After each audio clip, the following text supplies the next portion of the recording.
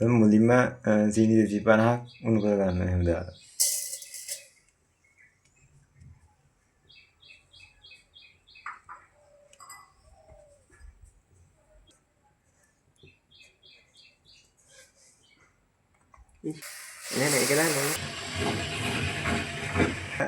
මේකට කුරුඳු පොතු ටිකක් දාගන්න. දාගෙන හොඳට කාලම් කරන්න.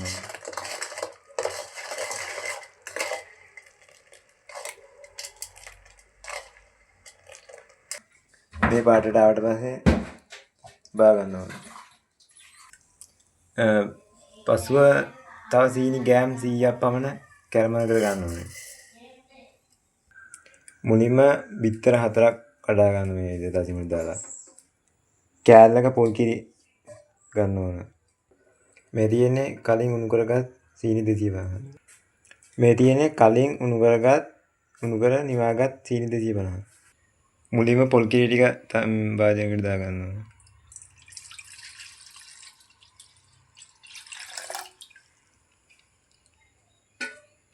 ඉන්පසුව උණු කර නිවාගත් සීනි 250 දා ගන්න ඕන.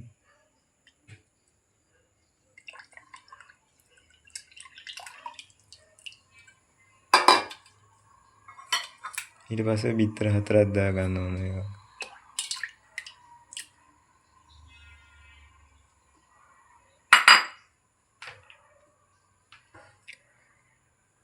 ඊට පස්සේ මේ ආකාරයට හොඳට කාලම් කර ගන්න ඕන.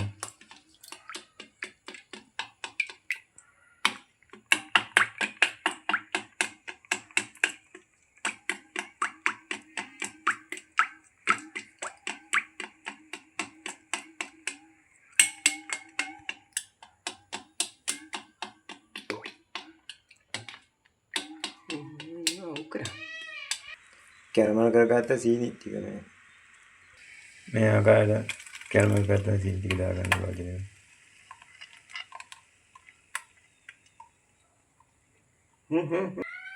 මේ කැරමල් දාගත්ත භාජනයට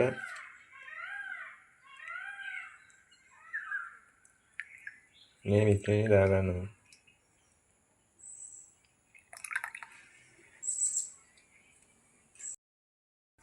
ලුණු සල්පයක් මේ ආකාරයට එක් කරගන්න ඕනේ. ඊට පස්සේ හොඳින් කවදා කරගන්න ඕනේ.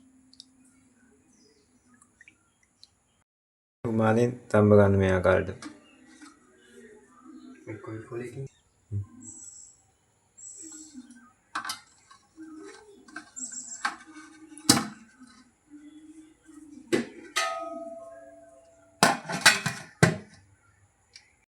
හරි දැන් මේ ආකාරයට